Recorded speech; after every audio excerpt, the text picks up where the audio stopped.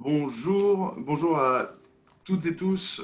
Merci de nous rejoindre pour ce webinaire que nous organisons aujourd'hui en septembre 2020 pour faire un point marché, mais également faire un focus et concentrer notre regard sur ce qui se passe sur un segment particulier du marché immobilier de New York, à savoir celui des nouvelles constructions ou des nouveaux développements, comme on les appelle plus généralement. Cette conférence virtuelle va durer 45 minutes, plus ou moins, en fonction des questions que nous recevrons et que vous avez la possibilité de nous poser au travers du Q&A qui est mis à votre disposition. Aujourd'hui, pour intervenir à mes côtés, Myriam Drio, qui est consultante senior chez nous, Barnes New York, un membre actif de notre équipe new-yorkaise, qui a également une casquette très importante concernant l'immobilier commercial, mais aussi une vraie expérience et un savoir-faire de New York et de l'immobilier new-yorkais, dans l'ancien comme dans le neuf, à Brooklyn comme à Manhattan. Donc, le propos de Myriam sera particulièrement percutant aujourd'hui, ce matin, cet après-midi, pour ceux qui se connectent depuis la France. Donc, merci Myriam et bonjour. Également, ce matin, présent, Nathaniel Muller, avocat depuis plus de 20 ans au barreau de New York, qui a accompagné plusieurs de nos clients sur différentes transactions, toujours avec un grand succès et un très bon feedback de nos clients. Donc, nous sommes ravis d'avoir Nathaniel parmi nous ce matin et qui pourra nous apporter, bien sûr, un regard juridique sur les transactions dans le neuf, particulièrement, puisqu'on le verra, il y a plusieurs différences et subtilités par rapport à la transaction classique. Merci également, Nathaniel, d'être là ce matin. Et bonjour. Peut-être nous pouvons dire un mot de ce très bel appartement dans lequel tu te trouves, Myriam, qui est un mandat actif chez nous, Barnes New York. Oui, donc bonjour à tous, merci Christophe pour l'introduction. Donc nous avons effectivement le plaisir de vous recevoir de ce très bel appartement sur la 38e rue dans Manhattan. Et je vais vous faire partager, avec vous quelques autres photos. Voilà. C'est un appartement qui est à l'heure actuelle sur le marché au prix de 2 195 000 $. Et s'il y a partie prenante, n'hésitez pas à nous contacter pour plus de détails. Merci Myriam. On voit que ton décor réel derrière toi est bien plus attractif que celui qui est derrière moi. Donc je t'envie beaucoup de te trouver là où tu te trouves. Un mot également me concernant, je suis donc managing partner, co-managing partner aux côtés de Yann Rousseau qui n'est pas à l'écran mais pourtant bien présent et qui a beaucoup participé pour mettre en place ce webinaire aujourd'hui. Je suis à New York depuis plusieurs années. Les premières transactions new-yorkaises remontent à 2008, fin 2008, début 2009, donc déjà dans un contexte de crise, et avec plusieurs points de similitude avec ce qu'on peut retrouver aujourd'hui, même si c'est vraiment deux crises qui sont très différentes. On a eu l'occasion d'en parler au cours de webinaires précédents qu'on a fait au mois d'avril et au mois de mai. Celui-ci, encore une fois, a vocation à se concentrer plus particulièrement sur les nouveaux développements, puisqu'il est incontestable qu'il y a aujourd'hui de vraies opportunités à saisir et aussi à aller chercher et à créer. Et ça, c'est évidemment notre rôle de conseil en tant qu'agent immobilier accompagnant les acquéreurs, puisque, pour le dire d'un mot, le système américain est très différent du système français tel qu'on le connaît, puisqu'un agent immobilier peut représenter soit un vendeur en portant le mandat, soit un acquéreur en ayant un petit peu cette casquette de chasseur d'appartements tel qu'on le connaît sur le système français.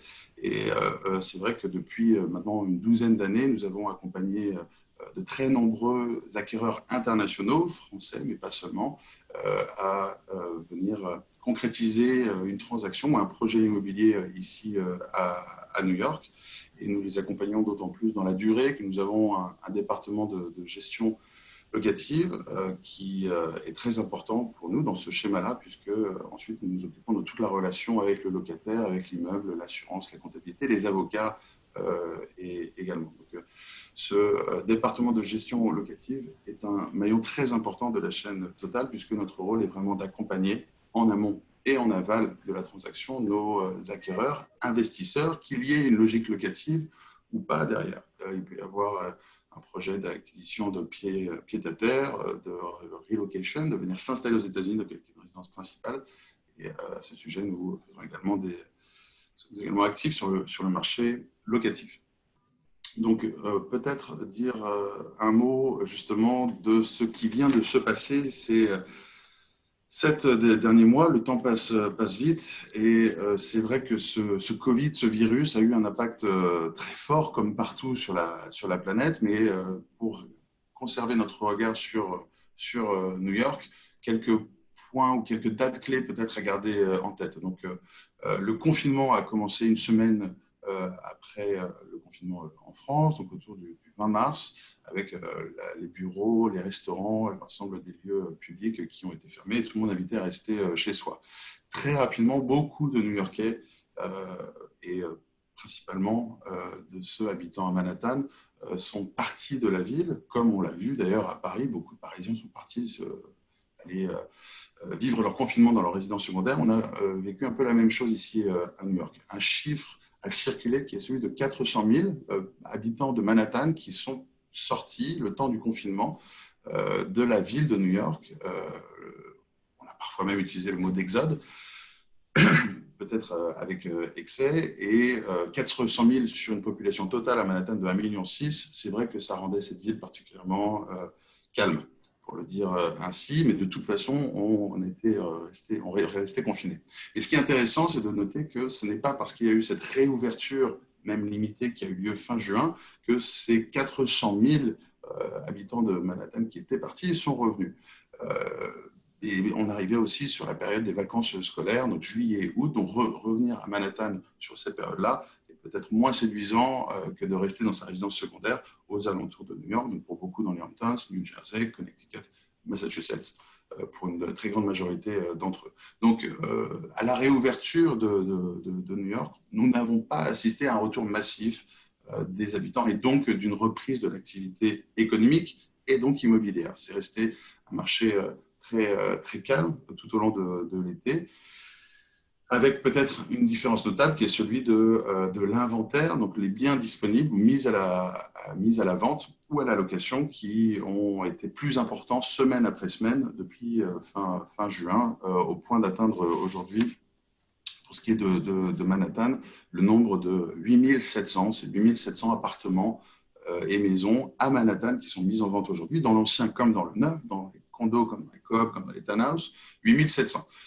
C'est à mettre en perspective avec deux chiffres, 5000, donc 8700 contre 5000. 5000, c'était le nombre de biens disponibles au cœur de la crise de mars, avril, mai de cette année. Et c'est aussi à mettre en perspective avec le pic du nombre de biens à vente qu'on a eu avec la crise de 2008. C'était d'ailleurs en 2009 que le pic était atteint, avec 9600 biens à vendre. Aujourd'hui, 8700, on est encore en dessous, mais on commence à s'en rapprocher. Mais c'est aussi important de noter qu'à partir du moment où elle atteint ce pic, beaucoup de choses se sont résorbées, beaucoup de ventes se sont accélérées et la reprise à New York en 2010, 11, 12 suivait juste après ce moment de pic. Donc on est à 8700 en inventaire total. Chaque semaine, en ce moment, il y a 500, à peu près 500 appartements ou maisons qui viennent s'ajouter en plus sur ce marché. Quelques biens sortent de ce marché, trouvent preneur, ou alors des vendeurs décident de le retirer, ne pouvant pas obtenir le prix qu'ils souhaitaient. Mais il y a plus de biens qui arrivent que de biens qui ressortent. Donc ça fait d'une manière générale un inventaire assez consistant, ce qui a une double conséquence, bien sûr. Pour les acquéreurs, c'est beaucoup plus de choix et aussi un pouvoir de négociation plus important. Donc là, encore une fois, je parle d'une manière très générale, dans l'ancien comme dans le neuf. On fera un focus particulier avec Myriam tout à l'heure sur le segment du neuf ou des nouvelles constructions. Le process à avoir en tête également, c'est qu'à partir du moment où un bien se met sur le marché et trouve preneur, ça se passe généralement en l'espace de 4 à 8 semaines. C'est 1 à 2 mois à partir du moment où un bien arrive pour passer sous contrat. Pourquoi ? Parce que une fois qu'on fait son offre, il faut la mettre sous contrat et rien que cette étape-là peut prendre facilement 10-15 jours, notamment avec les avocats comme Nathaniel qui communiquent entre eux pour mettre sur papier ce qui aurait été négocié entre l'acquéreur et le vendeur travers de leurs brokers respectifs. Et une fois que le bien est sous contrat, tout dépend s'il va y avoir un emprunt ou pas, avec si c'est un achat comptant. Les choses peuvent aller aussi rapidement que 4 semaines, 4 à 6 semaines après la mise sous contrat. S'il y a un emprunt, on est plus sur du 2 à 3 mois après le contrat. Ce qui d'une manière générale, permet aujourd'hui de constater, puisque tout est très public, très transparent sur les transactions, une fois qu'elles sont enregistrées auprès de la ville, qu'à fin août 2020, nous constations un discount, c'est-à-dire un delta entre le dernier prix demandé par le vendeur et le prix tel qu'il a été effectivement signé sur le contrat avec l'acquéreur, autour de 9% aujourd'hui. C'est très important et là aussi, c'est à mettre en perspective avec le chiffre de 2011. À janvier 2011, on a retrouvé ce chiffre. On était à un montant à peu près équivalent en termes de discount ou de rabais qui était concédé sur le prix, donc autour de 9%. Et juste après ce pic-là de rabais, au cours de l'été 2011, on a vu une vraie résorption de l'inventaire, une vraie accélération du nombre de transactions et une vraie forte reprise début 2012. C'est vraiment ça ce qui s'est passé donc, il y a maintenant pratiquement 10 ans. Est-ce que c'est ce qui va se passer aussi là? Évidemment, il faut rester prudent, mais en tout cas, on regarde dans le rétroviseur pour avoir quand même quelques points de repère. Et ces discounts sont importants dans l'ancien, à la négociation, donc c'est au cas par cas, j'allais dire. Dans le neuf, on a une vision un petit peu plus générale du fait de notre activité de cette année et également des 10 dernières années grâce au réseau qui a été le nôtre avec nos connexions avec les différents promoteurs et les immeubles dans lesquels nous avons déjà fait plusieurs transactions, ce qui nous permet d'avoir une vraie vision sur là où on peut atterrir. Et je finirai ce propos liminaire pour rappeler qu'en tant que broker licencié de l'État de New York, nous avons accès à l'ensemble des biens qui sont disponibles sur le marché, dans l'ancien comme dans le neuf. Si nous représentons un acquéreur, on part vraiment du créneau du cahier des charges, avec l'ensemble des critères qui sont définis par l'acquéreur, ou que nous aidons à définir avec l'acquéreur. Et ensuite, nous partons cibler, sélectionner les biens qui peuvent, d'après nous, d'après notre expertise, expérience, fonctionner. Et une fois qu'un bien retiendra l'attention de l'acquéreur, c'est là où toute notre force de base et de chacun des agents de notre équipe fera la différence sur la négociation, puisque, quitte à manquer de modestie, nous obtenons de vrais bons résultats sur la négociation, notamment depuis un peu plus d'un an, depuis toujours, mais particulièrement depuis un an, c'est particulièrement frappant, puisque on va le voir tout de suite avec Myriam, là où la moyenne se situe autour de 9%, nous avons une moyenne plutôt autour de 10-15% sur les dernières transactions que nous avons pu négocier pour nos clients acquéreurs. Et dans certains cas, on a même été au-delà de 20, même 20-25%. Et c'est vrai que c'était dans le neuf. Tout ceci nous permettait de penser que ça pouvait être particulièrement intéressant pour une clientèle d'investisseurs prête à saisir les opportunités que peut offrir le marché de New York aujourd'hui, puisque New York restera New York. Les écoles ont rouvert finalement enfin en ce septembre. Les bureaux enfin commencent à dire à leurs employés bon, le télétravail, ça a été très bien et tout, ça a été efficace, mais il faut quand même qu'il y ait un esprit d'équipe qui puisse être palpé. Donc, les grandes entreprises, comme les moyennes et les plus petites, commencent aujourd'hui à s'organiser pour un retour progressif de leurs employés. Il n'y a pas que les Facebook qui parlent de l'été 2021, il y a aussi le vrai maillon, le vrai tissu des compagnies, des sociétés new-yorkaises. Donc, New York traverse une période qui est difficile, qui peut se transformer en opportunité, vous l'aurez saisi, mais New York restera toujours New York, quoi qu'on en dise, et il n'y a qu'à New York où il y a tous ces centres d'activité, de culture et d'économie aujourd'hui, et le monde ne peut pas passer à 100% en digital et en télétravail.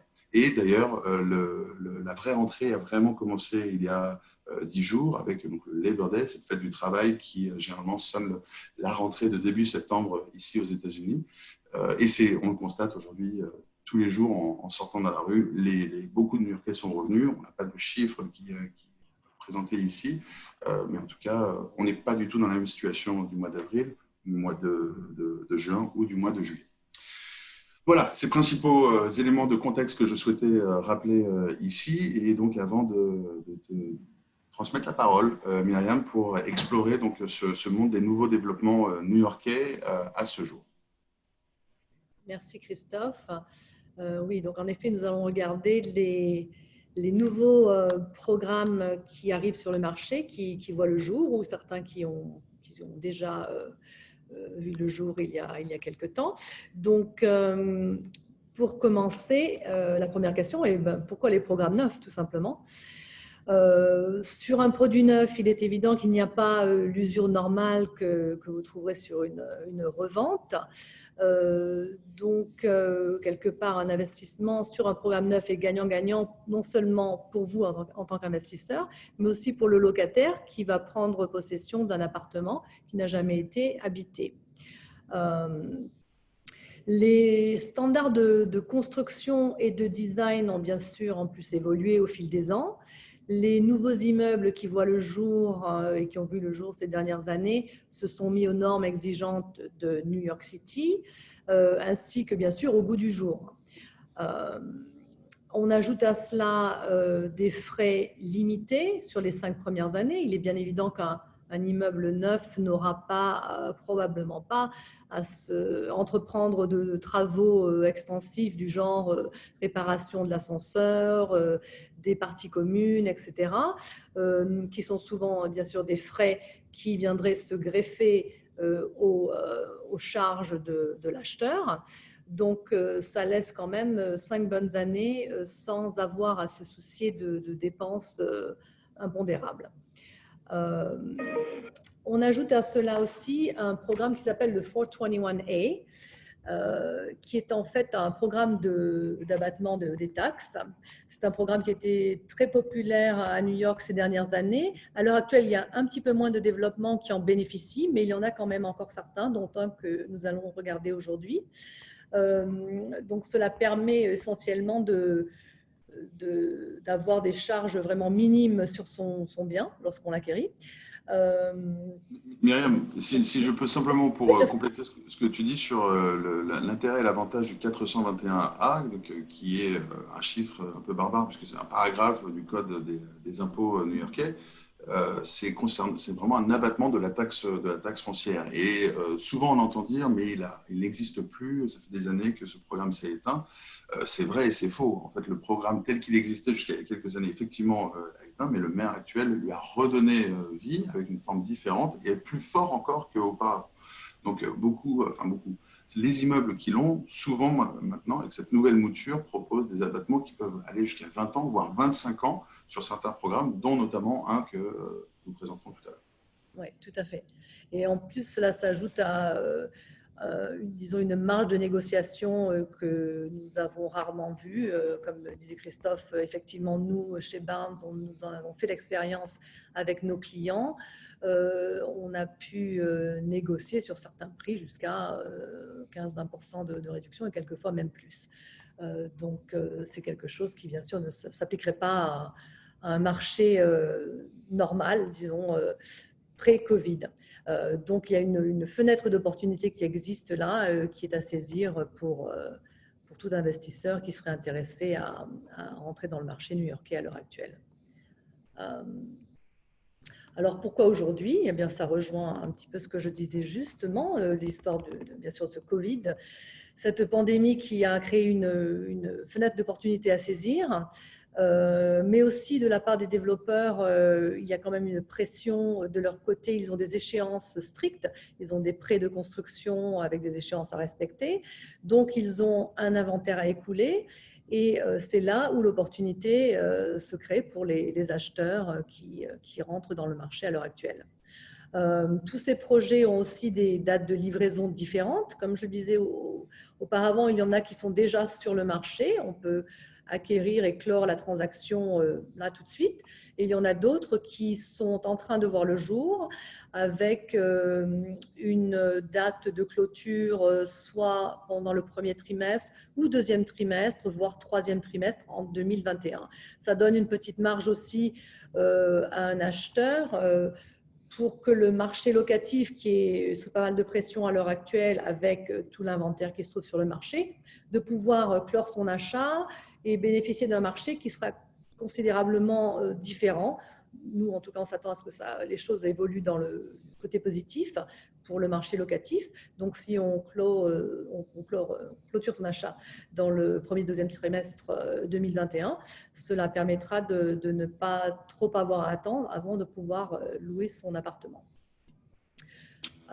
Tu voulais ajouter quelque chose, Christophe, ou... Oui, et c'est plus un mea culpa qu'autre chose, et c'est un petit peu ce qui vient avec ce type d'exercice, comme on s'y prête de temps en temps. Mais c'est vrai que lors d'un précédent webinaire, je crois que c'était en avril, ou peut-être celui de mai, nous faisions la projection qu'il n'était pas impossible que nous constations dans les mois et les semaines à suivre une reprise forte du marché locatif. Mais c'est vrai que c'était à l'époque où nous misions sur un retour important des New-Yorkais qui, comme je l'expliquais tout à l'heure, ne s'est pas passé pendant l'été. Ce qui a eu une conséquence directe, c'est que beaucoup de locations ont eu leurs baux qui n'ont pas été renouvelés. Les baux d'1 an qui arrivaient à expiration en avril, mai, juin, les locataires ne l'ont pas renouvelé et sont allés retrouver leur famille ou sont partis de New York à leur tour. Ce qui a eu aussi une conséquence donc, de créer un inventaire très important sur le locatif.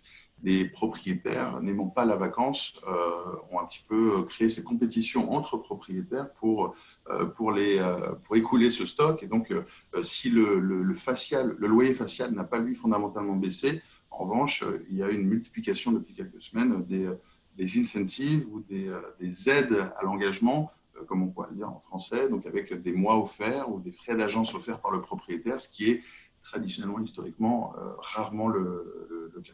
Donc, l'inventaire est important, mais c'est ponctuel et devrait effectivement se résorber sur le locatif. Oui, tout à fait. Et d'ailleurs, ça rejoint ce que tu disais tout à l'heure.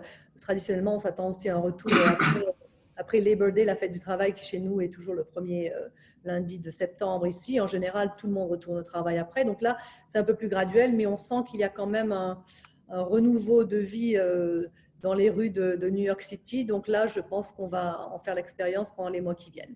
C'est tout simplement un petit décalage auquel on a affaire. Voilà. Donc, on va regarder ensemble, en fait, concrètement, 8 projets qu'on voulait vous présenter comme ça rapidement, histoire de vous donner une idée de ce qui se trouve sur le marché à l'heure actuelle. Alors, comme vous allez le voir, nous allons regarder différents quartiers de Manhattan et de Brooklyn.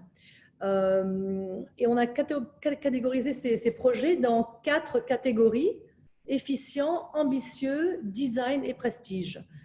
Alors, les 2 premiers, dans la catégorie efficient, nous commençons dans le Upper West Side, donc près de l'Université de Columbia, avec Vandewater, qui est un nouveau développement qui voit le jour à l'heure actuelle.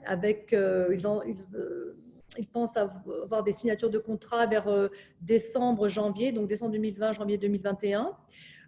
C'est un immeuble de 183 appartements.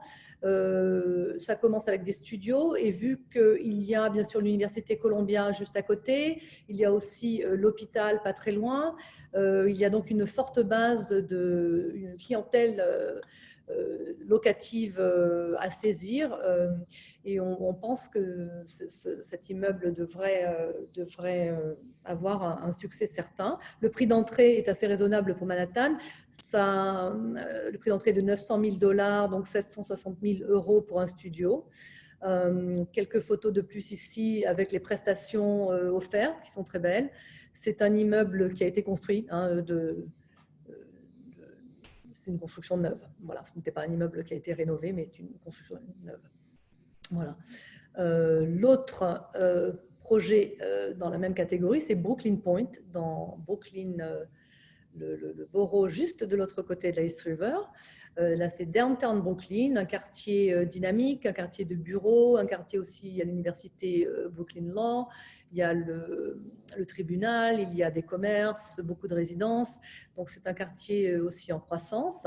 Cet immeuble-là a 458 appartements, donc une grande tour, une belle architecture avec des vues magnifiques sur Manhattan.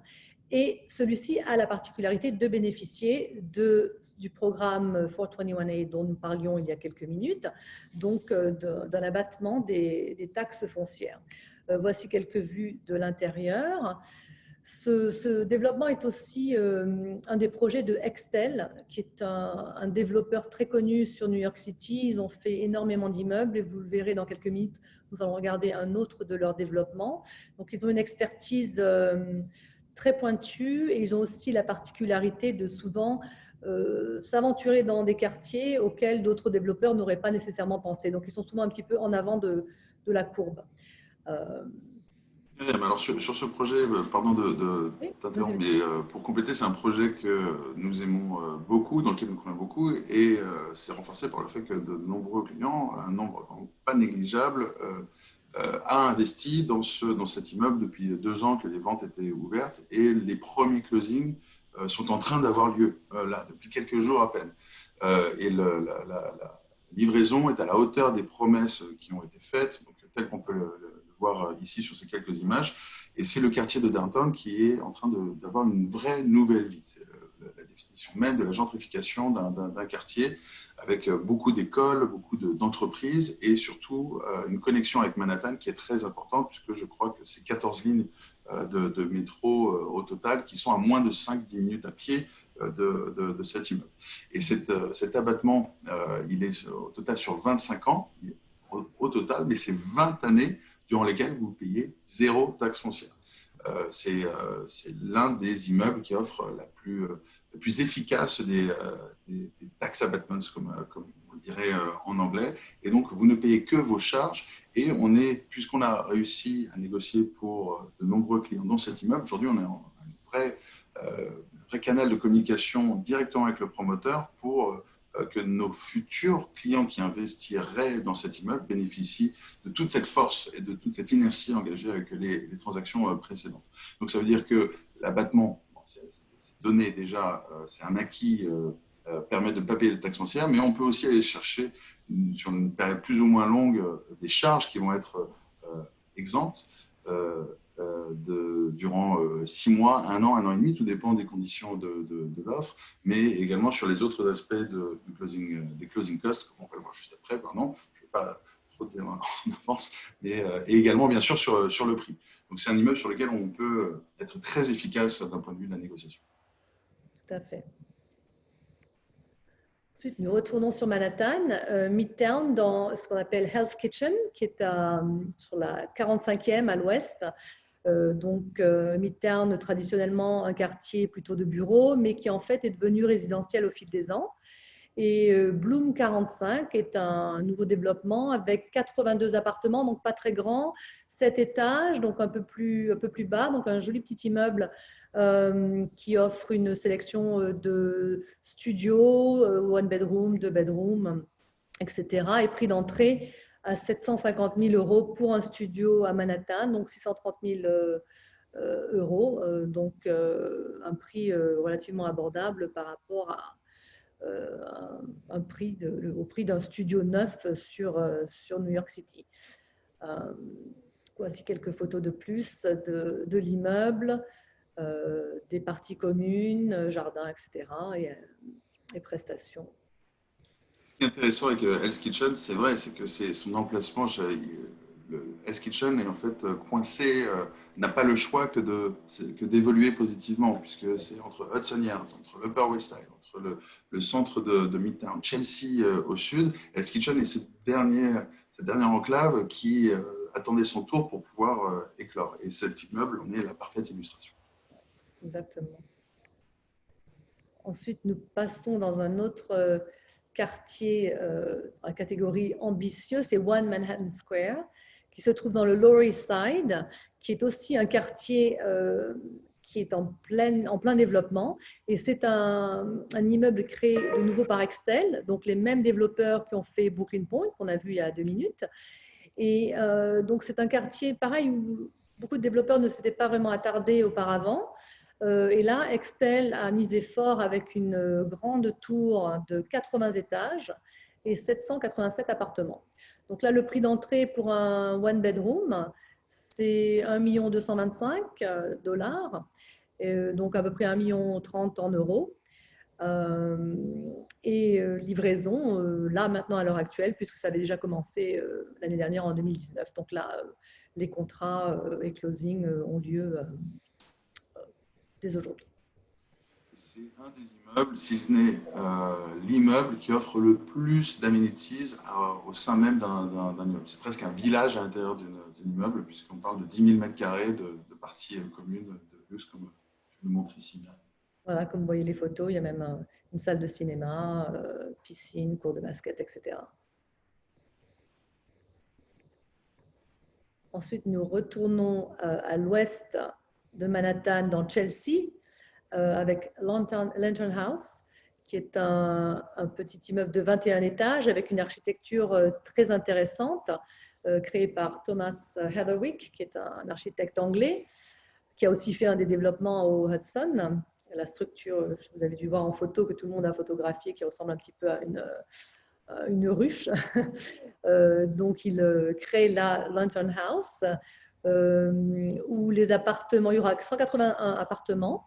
Les prix commencent à 1 395 $, donc à peu près 1,2 million en euros pour un 2 bedroom. Pardon, pour un one bedroom, un 2 pièces one bedroom. Alors, quelques photos de Pourquoi tu l'as mis dans la catégorie design, celui-ci? Oui, oui, tout à fait. Extraordinaire. Oui. Donc, de belles vues selon. Voilà, il y a une terrasse commune avec une belle vue de downtown Manhattan. Toujours dans la catégorie design, mais là on repart sur la 5e avenue, à 277 Fifth, un quartier essentiellement aussi bureau, mais qui est devenu résidentiel au fil des dernières années. Cet immeuble a été créé par Raphaël Vignoli, un architecte d'Uruguay très connu, qui a fait des projets dans le monde entier. Là, il y aura 113 appartements, 55 étages, une esthétique très design. Et là, on commence au 2 bedrooms et plus. Donc, le 2 bedrooms, le prix d'entrée à 3 375 000 $ ou 2,8 millions en euros. C'est également un immeuble qui a beaucoup plu à une cible variée, puisque nous avons des clients qui ont acheté au 277 Fifth dans le cadre d'une recherche d'un vrai pied-à-terre, puisque c'est avec ces grandes baies vitrées, dès lors que vous êtes au-dessus du 30e étage, vous avez une vue carte postale depuis votre salon. Vous voyez le Flatiron, le sud de Manhattan, c'est vraiment magique, les deux rivières de part et d'autre de l'île.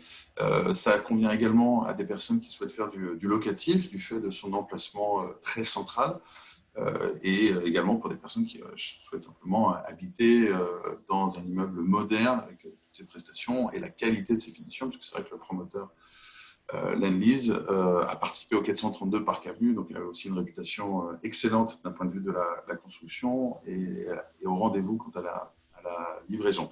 Et puisque nous avons fait plusieurs transactions, représenté plusieurs acquéreurs, à nouveau, nous sommes dans une situation avec le 277 d'avoir une voix qui porte au moment des négociations, et nous avons pu obtenir des concessions presque records à notre échelle au cours des toutes dernières semaines et des tout derniers mois. Dans la dernière catégorie, donc prestige. Donc là, nous allons au Waldorf Astoria. Pour beaucoup, tout d'abord, c'est un immeuble iconique à New York City, parce que c'était l'hôtel, bien sûr, Waldorf Astoria, qui a fermé il y a quelques années, qui finalement revoit le jour.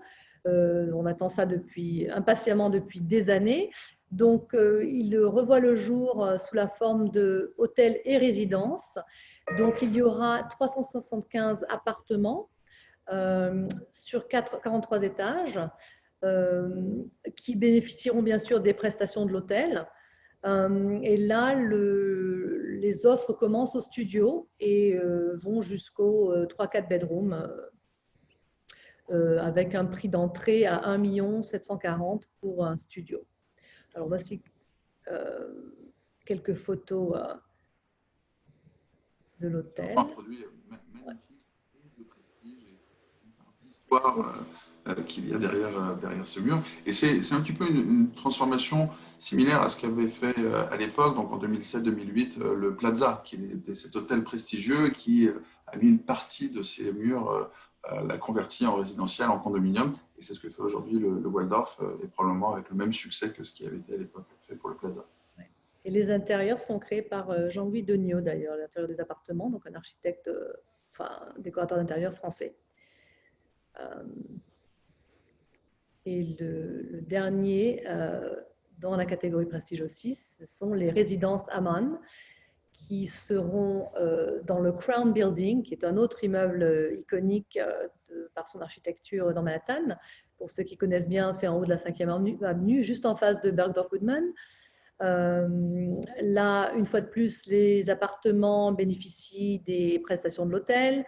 Les acheteurs aussi deviennent immédiatement membres du club Aman. Le prix d'entrée pour un 2-bedroom ici est de 13 500 000, soit environ 11 millions d'euros. Et là, il y a donc une portion, si vous voulez, une portion de nouvelle construction qui va s'ajouter à l'immeuble, l'iconique immeuble de Crown Building. Voilà. Voici quelques photos de l'intérieur. Alors, bien sûr, Aman est connu pour son esthétique East meet West.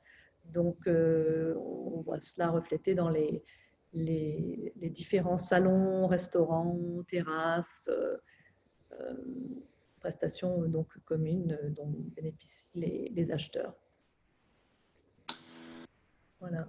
C'est très beau. Et on rappelle, Myriam, que cette sélection que tu as faite de nouveaux développements, tu aurais pu en mettre plus. Le temps nous est limité, mais en essayant de créer ces 4 catégories, prestige, efficacité ou ambition, voilà comment est-ce qu'on peut les illustrer, ces catégories. C'est d'ailleurs un très bon choix et qui chacun permet derrière de pouvoir aller chercher des opportunités. C'est bien sûr impossible pour nous à ce stade de dire sur cet immeuble, c'est 12% de réduction, c'est 5%. Tout dépend de quel type d'appartement, quelle ligne, les autres termes qui viendraient avec l'offre de tel acquéreur.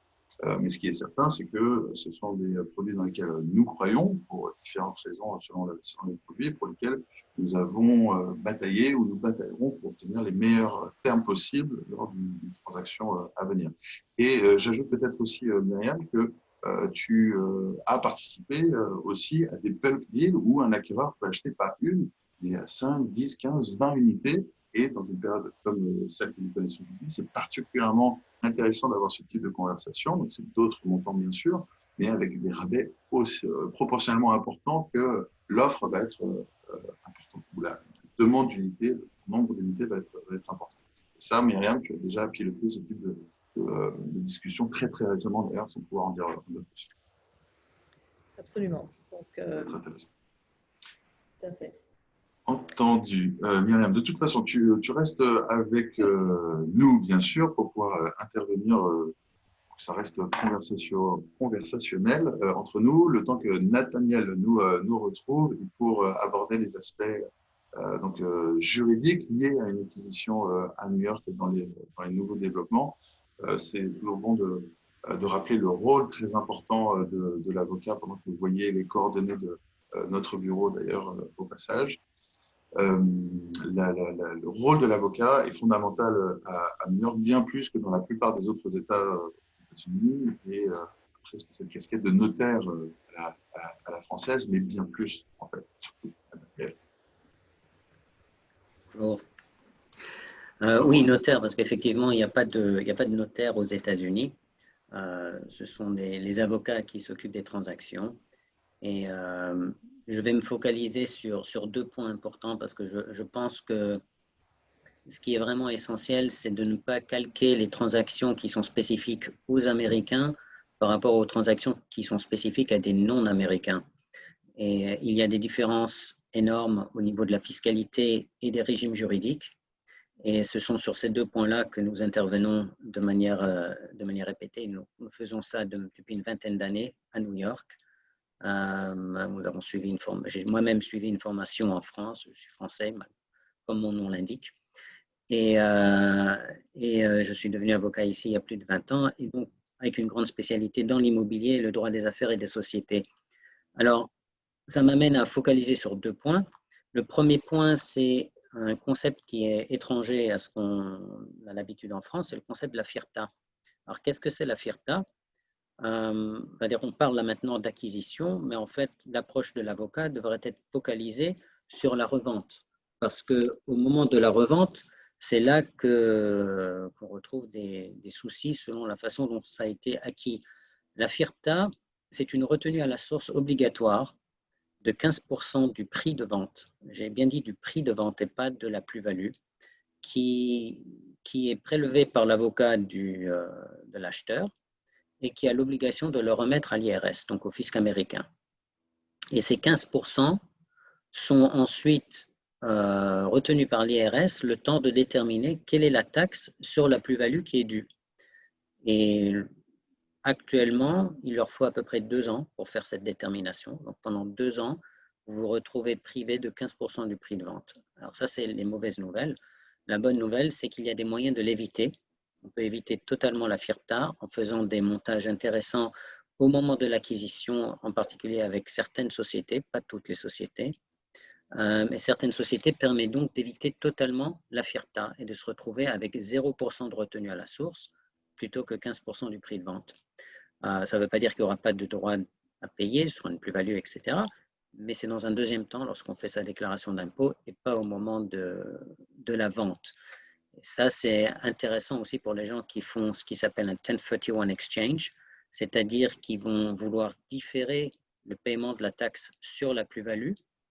Alors, schématiquement, vous êtes censé réinvestir dans les 6 mois au moins le même montant que le produit de la vente dans un certain nombre de projets, un ou plusieurs immobiliers sur l'ensemble des États-Unis que vous avez déterminé dans les 2 mois qui suivent le closing de la vente. Donc, si vous arrivez à faire ça, vous différez la taxe sur la plus-value jusqu'à ce que vous revendiez chacun des biens immobiliers. Donc, par exemple, si vous avez une grande plus-value et que vous faites un 1031 et vous achetez 5 autres biens immobiliers à travers les États-Unis, par exemple, lorsque vous revendrez chacun de ces 5 biens immobiliers, vous aurez la taxe sur la plus-value qui aura été différée à régler. Mais au lieu de l'avoir à régler d'un coup au moment de la revente du premier bien immobilier, vous pouvez échelonner ça dans le temps avec chaque bien immobilier qui paye à ce moment-là sa part de la taxe sur la plus-value. Donc ça, c'est l'un des intérêts du 1031 exchange et surtout d'éviter la FIRPTA parce que si vous n'avez pas évité la FIRPTA, et que vous voulez faire un 1031 exchange, vous êtes obligé de réinjecter 15%, les 15% manquants qui sont retenus par le fisc américain pendant 2 ans, vous êtes obligé de les réinjecter dans les 6 mois du closing pour pouvoir faire le 1031. Donc, la FIRPTA, c'est le premier point important. Le deuxième point important est un point qui est totalement contre-intuitif. C'est la question des droits de succession. Alors, pourquoi c'est contre-intuitif? Pour 2 raisons. D'abord parce que pour les Américains, ce n'est pas une question qui se pose à moins d'avoir un très gros patrimoine et ne pas avoir fait de trust, etc. Actuellement, pour cette année, non, l'année dernière en tout cas, pour un couple marié, il y a une exonération de droits de succession à hauteur de 22 millions de dollars pour le patrimoine d'un couple. Donc, il faut déjà avoir un patrimoine supérieur à ça pour devoir payer des droits de succession.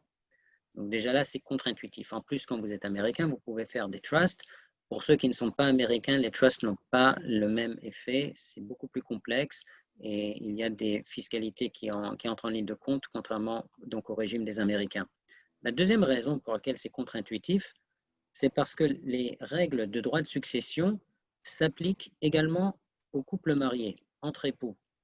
Alors, je m'explique. Si par exemple un couple achète un bien immobilier, et que l'un d'entre eux vient à décéder, le conjoint survivant sera considéré comme le propriétaire du bien immobilier. Il n'y a pas vraiment de contestation de cette question-là. Mais le fisc américain demandera au conjoint survivant de régler une taxe sur la plus-value virtuelle. Donc, par exemple, si vous achetez un bien immobilier 1 million de dollars, au jour du décès de l'un des époux, ce bien vaut 3 millions de dollars. Il y a une plus-value virtuelle de 2 millions. Alors, comme vous étiez déjà propriétaire avec votre conjoint avant son décès, le fisc américain va dire, en fait, il a une plus-value qui n'est que d'1 million. À cela, ils vont gracieusement offrir 60 000 dollars, c'est le montant dans la loi, quel que soit le montant de la succession, c'est toujours 60 000 dollars de crédit au conjoint survivant sur l'1 million de la plus-value, et sur les 940 000 $ qui restent, entre les droits fédéraux sur les successions et les droits de l'État de New York, le conjoint survivant aura à peu près 50% à régler, donc à peu près 500 000 $ dans ce cas-là. Et pour éviter ces droits de succession, même entre époux, et avec des enfants c'est encore pire parce que vous n'avez pas le bénéfice de cette demi-plus-value entre guillemets, on fait ce qui s'appelle des montages avec des sociétés à 2 étages, où on a une société américaine qui est propriétaire du bien. Les acheteurs en fait ne sont pas les actionnaires de la société américaine. On crée une deuxième société holding qui n'est pas aux États-Unis. Et cette société holding va être actionnaire de la société américaine.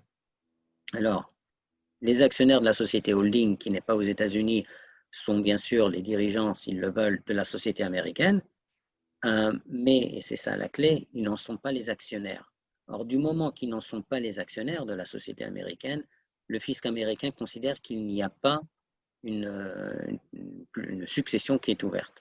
Et donc, on passe de pratiquement 500 000 $ dans mon exemple, de droits de succession à 0. C'est pas une société civile, Nathaniel, par exemple, en France. J'ai pas entendu. La société holding qui détiendrait la société américaine, ça peut être une société qu'on se constitue simplement en France. Alors, en théorie, oui, mais pas une SCI, s'il vous plaît. La raison pour laquelle je ne dis pas une SCI, c'est parce que la SCI n'a pas un statut juridique clair aux États-Unis. Pour la jurisprudence du fisc américain, la SCI n'est pas considérée comme une société à part entière. Et il y a de la jurisprudence, on va dire, qui tend à les considérer comme des associations. Et si c'est désigné comme une association par le fisc américain, la fiscalité, au lieu d'être plus faible, sera beaucoup plus forte. Donc, c'est, on va dire, une zone grise et certainement un point à éviter. Il y a d'autres moyens de faire des sociétés holding. Bon, bien sûr, si quelqu'un veut absolument utiliser sa SCI pour des raisons fiscales françaises, on le fait. Mais ce n'est pas nécessairement le meilleur choix par rapport à ce qui peut arriver en cas de succession. Quelque chose qu'on ne découvre que 20-30 ans plus tard, une fois que les personnes, les acteurs ne sont plus là. Donc, c'est possible, mais ce n'est pas recommandé. Mais au-delà de la société civile, Nathaniel, de ce que vous pouvez constater, ça reste des schémas relativement simples à mettre en place et peu coûteux, aussi bien pour la société américaine que pour la société qui détiendra la société américaine.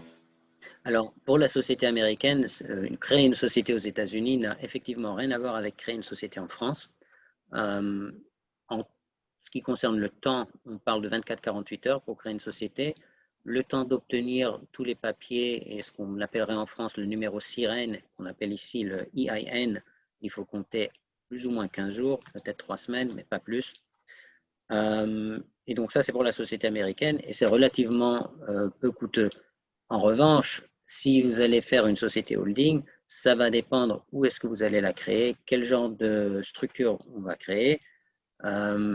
Certaines personnes veulent un actionnariat, ce qu'on appelle des titres porteurs, c'est-à-dire des titres anonymes en fait, on ne connaît pas les actionnaires. D'autres personnes voudront tout simplement utiliser leur SCI, ce qui est encore une fois possible.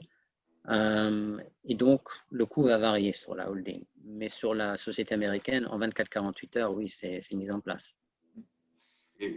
Merci Nathaniel. Ce qui est important de comprendre, c'est votre rôle en tant qu'avocat. Donc une fois que le bien a été ciblé, que la négociation a été faite par agent immobilier interposé, c'est là où vous allez intervenir et vous allez discuter avec votre pair côté vendeur pour établir ce contrat. Et vous avez aussi ce rôle très important de due diligence, de vérifier que ce vers quoi va tendre l'acquéreur ou ce qu'il est prêt à s'engager va être vérifié juridiquement et vous êtes là pour veiller aux intérêts juridiques de l'acquéreur pour qu'il sache exactement en conscience ce qu'il est sur le point de signer. Évidemment, vous négociez aussi juridiquement quelques termes du contrat. Donc, c'est un rôle très important.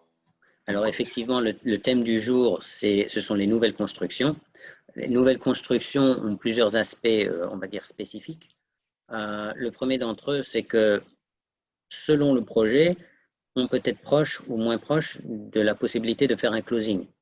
C'est-à-dire que non seulement l'immeuble doit être construit, mais le plan, l'offering plan qui est soumis au State Attorney General doit être effectif, c'est-à-dire qu'un minimum de contrats doit avoir été signé dans cet immeuble. Peut-être que j'explique qu'aux États-Unis, il y a d'abord la signature d'un compromis de vente et dans un deuxième temps, ce qu'on appelle le closing, c'est-à-dire le transfert de titre de propriété. Et ce transfert de titre de propriété peut avoir lieu 15 jours plus tard ou peut avoir lieu 2 ans plus tard. Et quand on a affaire à des nouvelles constructions, premièrement, il faut que le plan soit effectif, c'est-à-dire qu'un minimum donc, de contrats ait été signé pour cet immeuble. Et deuxièmement, qu'il y ait ce qui s'appelle un TCO, c'est-à-dire un Temporary Certificate of Occupancy.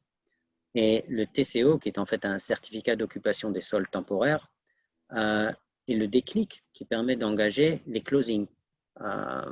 Donc, selon le projet auquel on a affaire, l'état d'avancement du projet physique d'abord, de sa construction, mais aussi juridique de l'obtention du TCO, et en supposant que les administrations fonctionnent comme il se doit, ce qui n'a pas été exactement le cas ces 2-3 derniers mois,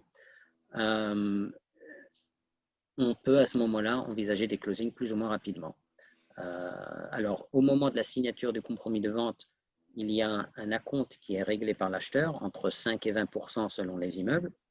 Et ensuite, au moment du closing, il y a le solde qui est réglé également au sponsor. Un point juridique important, Nathaniel, c'est que sur ces contrats de nouveau développement, il est extrêmement rare de pouvoir y inclure une clause de conditions suspensives. Le promoteur est prêt à des concessions importantes sur les prix, sur les différentes taxes, sur les closing costs, les coûts du closing. En revanche, ils sont extrêmement réticents. On ne peut pas insister suffisamment sur ce point-là, sur le fait qu'on va mettre une condition pour que l'acquéreur puisse aller chercher son financement, par exemple, qui est la condition la plus importante. Donc, à garder en tête aussi, sur le marché de la revente, c'est une clause qui pose de gros problèmes. En revanche, dans le neuf, c'est une mission impossible ou quasi impossible de pouvoir la faire inscrire par son avocat. Et même quand c'est le cas, c'est accompagné de restrictions très importantes. C'est-à-dire que le sponsor peut obliger l'acheteur à passer par une banque de données avec laquelle ils ont une relation spéciale, voire même à soumettre une deuxième demande de financement si la première échoue. Donc, c'est très rigide, on va dire. C'est vraiment très rigide.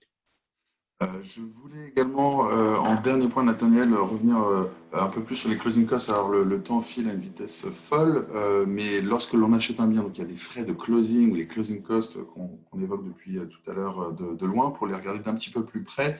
Et pour donner une idée, lorsque l'on achète un appartement, les frais de closing vont la plupart du temps varier entre 2 et 5% du prix. Pourquoi est-ce que c'est cette fourchette qui est large à ce point-là? Puisque ça dépend du montant de l'achat. Il y a une taxe qui s'enclenche à partir de 1 million de dollars et qui va augmenter graduellement. C'est la mansion tax. C'est la transfer tax qui souvent est payée par le vendeur, sauf dans le neuf où il est traditionnellement acquis que l'acquéreur paiera cette transfer tax qui est de l'ordre de 2% du prix d'achat. Mais ça fait à nouveau partie de ces éléments de négociation que nous faisons pour les faire rebasculer à nouveau sur les épaules du vendeur. Donc, ça peut être 2%. Il y a également une assurance du titre de propriété. Donc, c'est ce que vous gérez, Nathaniel, en tant qu'avocat, oui. Pour apporter cette garantie. Alors, si je peux me permettre de vous interrompre là-dessus, l'assurance de titre de propriété, qui est aussi quelque chose qui est original aux États-Unis, qu'on ne retrouve pas en Europe, et en particulier en France, parce qu'en France, on parlait tout à l'heure du rôle du notaire, le notaire effectue ce qui s'appelle la purge du titre de propriété avant que la transaction ne devienne effective, c'est-à-dire que tous les droits qui peuvent exister sur le bien immobilier, des liens, des dettes, etc., sont purgés par le notaire et c'est lui qui en prend la responsabilité dans le cadre d'une transaction en France. Aux États-Unis, il n'y a pas de notaire, il n'y a pas non plus de purge du titre de propriété. En revanche, il y a une title company qui va faire une recherche de liens et d'éventuels jugements ou droits qui ont été attachés, qui sont attachés au bien immobilier, à l'hypothèque par exemple, et qui ensuite va garantir son résultat avec une title insurance policy. Celle-ci elle est payée une fois au moment du closing par l'acheteur. Ce n'est pas une police d'assurance qui a besoin d'être renouvelée chaque année, mais la title insurance va garantir le résultat de sa recherche de façon à ce que si jamais il y avait une contestation de titre de propriété, l'acheteur est protégé à la hauteur au moins du prix qu'il a payé pour l'achat de l'appartement. Donc ça, c'est le rôle de la title insurance. Et effectivement, le montant de la title insurance dépend du prix de vente. On va dire que c'est plus ou moins 1% du prix de vente qui entre dans le cadre de la title insurance en incluant les différents autres frais qui y sont attachés. Également, vous avez parlé des taxes, des transfer taxes, c'est-à-dire les taxes de transfert de titres de propriété de l'État et de la ville de New York qui sont traditionnellement dans le neuf payées par l'acheteur, mais c'est négociable. Et puis, il y a aussi le mortgage tax. Quelqu'un faisait un emprunt, 2% du montant de l'emprunt partirait dans le mortgage tax, c'est-à-dire le taxe sur l'hypothèque, on va dire. Et puis, il y a bien sûr ce qu'on appelle la taxe des manoirs. Et à Manhattan, un manoir, ça commence à $1 million, même si c'est un studio. Et pour avoir le privilège d'acheter un bien qui vaut $1 million, l'acheteur va régler, et ça, c'est pas négociable, 1% du prix de vente à l'État de New York. Pardon, Nathaniel, mais ce qui est négociable, c'est 1 et 2 millions. Entre 1 et 2 millions. Au-delà de 2 millions, ça augmente. On ne peut pas négocier le montant, on peut négocier qui va écrire le chèque. Et c'est vrai que dans le cadre des c'est vrai que sur un taxe des manoirs, ça par contre, c'est un développement, on va dire, des 2-3 derniers mois. J'ai vu effectivement certains sponsors accepter de faire rentrer ça dans les closing costs qu'ils prennent à leur charge. C'est effectivement le cas. Mais la mansion tax qui commence à $1 million, entre 1 million et 2 millions, c'est 1%. Mais ensuite, au-delà de 2 millions, ça devient 2,25. Au-delà de 3 millions, ça devient de 75 et ainsi de suite. Donc, ça chiffre assez vite. Mais on peut rester globalement dans ce 2 à 5% selon les différents éléments qu'on vient de voir. Merci beaucoup, Nathaniel. Le temps file décidément très très vite. Il est déjà 11h58. Je précise qu'on était plus d'une centaine de connectés aujourd'hui, encore plus d'inscrits. On a reçu de nombreuses questions. On va essayer d'en traiter quelques-unes pour ceux qui peuvent rester quelques minutes après 18h ou midi, selon votre lieu de connexion. Et je commence peut-être par une question de Julien qui nous demande quelle est la situation de Manhattan par rapport à Brooklyn d'un point de vue de discount et de rentabilité locative dans le contexte actuel.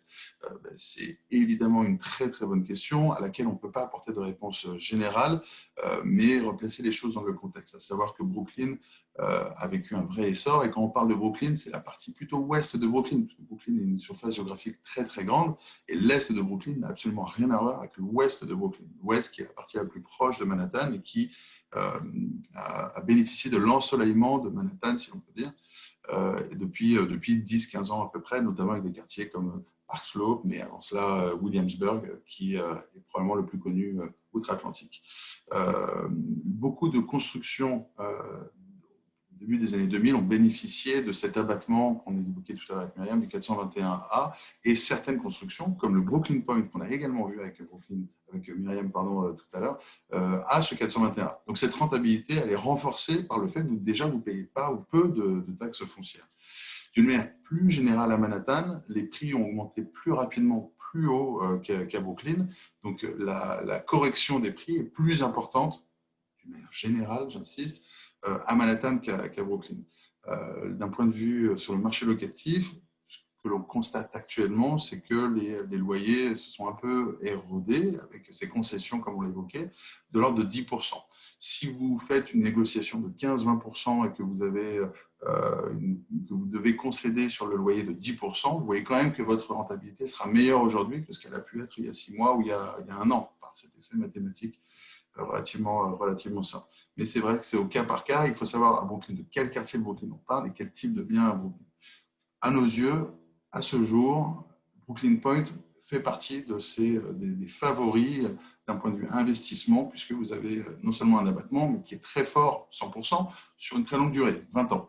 Donc, le risque ne peut pas être plus minimisé que cela, ou difficilement en tout cas. Et avec pourtant un quartier qui attire beaucoup. Brooklyn a une densité qui est moins forte que celle de Manhattan. Et c'est vrai que depuis quelques mois, on veut pouvoir respirer, être dans des zones un petit peu moins denses en termes d'urbanisme. Donc, pour cela, ça marche. Mais pour autant, à Manhattan, vous pouvez encore trouver avec des très bonnes opportunités et des très fortes négociations, des rentabilités qui seront très, très correctes et très suffisantes. Et d'autant plus que si l'on garde le bien plusieurs années, 3-4 ans, ce serait pour beaucoup une durée minimum. Et si vous le gardez, conservez plus longtemps encore, votre rentabilité s'ajoutera la valorisation que va reprendre le cycle naturel du marché immobilier ici, à Brooklyn comme à Manhattan. Voilà, en espérant avoir répondu à cette question, Julien. On va se rapprocher du temps, du moment de nous séparer. Toutes les questions qui auront été posées, à laquelle on n'auront pas répondu, nous y répondrons individuellement par email. Je prends 2 questions peut-être encore rapidement. Myriam, quelle est la différence de prix entre le neuf et l'ancien dans un même quartier? Alors, à l'heure actuelle, sur l'ancien, c'est-à-dire une revente, malheureusement, je dirais que les prix ont pris comment dire, un coup sérieux parce qu'en fait, les acheteurs se présentent avec des offres très agressives et souvent, ils factorent bien sûr le fait qu'il faudra refaire certains aspects de l'appartement. Il peut y avoir, je sais pas, des sols qu'il faut polir et vernir, une cuisine à refaire. Il y aura peut-être des rénovations esthétiques ou autres, mais disons que l'ancien a, je dirais, un peu plus de difficultés à être valorisé. Donc les prix sont peut-être meilleurs, mais il faut voir si, à l'inverse, il y aura peut-être 30, 40, 50 000 dollars de rénovation à entreprendre pour que le bien soit de nouveau vivable, disons. Exact.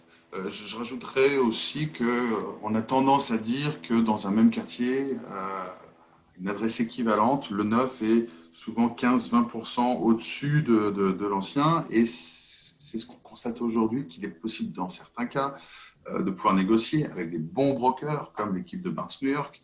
Donc si vous négociez 15-20%, vous vous remettez à peu près au prix de l'ancien, alors qu'à la revente, vous pourrez bien sûr valoriser davantage si vous revendez dans 3 ans un immeuble d'un appartement dans un immeuble de 2020 et que vous êtes en compétition avec un immeuble de 1986, et vous le revendrez bien sûr à un montant plus intéressant pour vous en tant que vendeur, et votre acquéreur sera ravi à prix de pouvoir acquérir dans une tour plus récente avec tous les avantages que ça peut comporter. Absolument.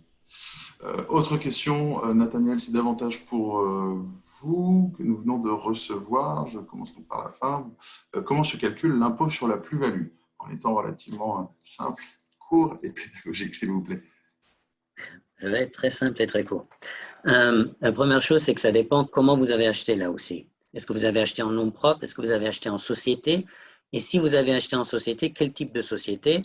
Et si c'est une société à 2 étages, quelle est la société qui est derrière? D'ailleurs, dans le cas d'une SCI, c'est quelque chose qui entrera en ligne de compte. Puisque si vous faites une SCI qui est par exemple actionnaire d'une LLC, c'est comme si c'est la SCI qui vendait, donc une société ou une association étrangère, et ça ouvre la porte à une imposition plus importante. Mais je dirais de manière simple et claire que la première chose, c'est de bien comprendre ce qu'on appelle une plus-value aux États-Unis. Ce n'est pas simplement le prix d'achat moins le prix de vente. Vous allez tenir compte des impôts que vous avez payés, les taxes de transfert de titre de propriété, les closing costs dont on parlait tout à l'heure, au moment de l'achat et au moment de la revente. Les frais d'agent immobilier, les honoraires d'avocat, les travaux que vous avez faits dans l'appartement. Il y a aussi une dépréciation qui se fait sur 27 ans et demi ici. Donc, il y a un ensemble de choses qui entrent en ligne de compte et il faut absolument un CPA, c'est-à-dire un expert comptable, pour calculer le montant exact de la plus-value qui peut être beaucoup plus réduit que ce qu'on croit. Parce que, encore une fois, si l'assiette de la plus-value est plus petite, quel que soit le pourcentage de la plus-value qui est due, celui-ci sera plus petit, sera réduit. On peut peut-être ajouter, je parle sous votre contrôle, Nathaniel, que la plus-value, elle se calcule à deux niveaux, à deux étages, le fédéral et le local. Le fédéral avec un taux de 15 ou 20%, dès lors que vous détenez le bien plus de 12 mois. Et ensuite, à cela s'ajouterait le local, donc au niveau de New York, qui se calcule comme un revenu classique. Donc en fonction du montant, vous allez avoir un coefficient plus ou moins important. Mais au final, on va s'approcher, bon an, mal an, de l'ordre de à plus ou moins 25%, entre 25 et 30%. Alors, pas vraiment, parce que ça dépend, encore une fois, comment vous êtes propriétaire. Si vous êtes propriétaire en nom propre, ça va dépendre aussi si vous faites des déclarations d'impôts aux États-Unis, parce que ça va être fonction de vos revenus, en fait, et de vos déclarations d'impôts américaines. Si vous n'êtes pas américain, que vous ne faites pas de déclaration aux États-Unis, la plus-value sera calculée autrement, et vous pouvez vous retrouver avec, encore une fois, des taux de plus-value qui vont varier plutôt entre 25 et 40%. Selon le type de société, comment vous ressortez l'argent, ce que vous en faites. Et encore une fois, la clé de tout ça, c'est de réduire l'assiette de la plus-value. C'est-à-dire, si on a même 40% ou 30% à payer de plus-value, si c'est sur zéro ou si c'est sur un montant réduit, ce n'est pas une somme énorme.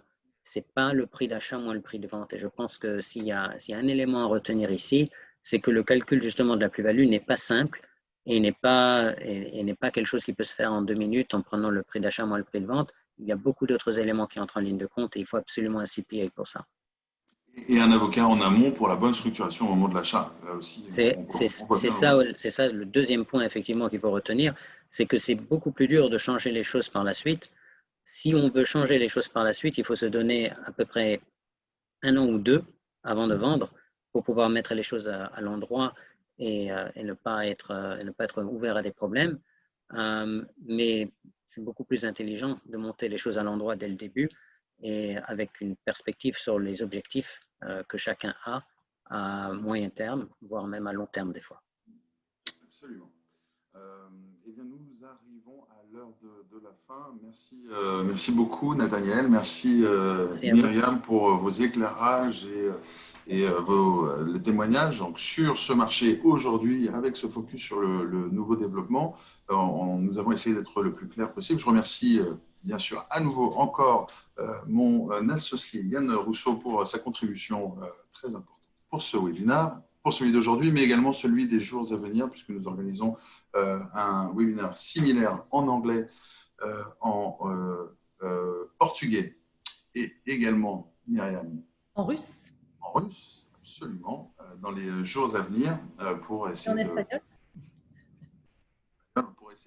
répandre cette bonne nouvelle sur le fait que New York, quand New York met un genou à terre, il y a le deuxième ne suit jamais et en revanche, ça attire toutes les personnes souhaitant réaliser des transactions, saisir des opportunités. On l'a constaté il y a 10 ans déjà et il y a 20 ans. Ce sont des cycles. Il y a une constante, c'est que New York il reste un poumon très très fort de l'économie internationale et de l'immobilier. Merci à tous, merci à la centaine de connectés aujourd'hui et on se retrouvera donc très bientôt pour d'autres éclairages et informations sur ce marché décidément très intéressant. Merci. Merci à vous. Merci, au revoir.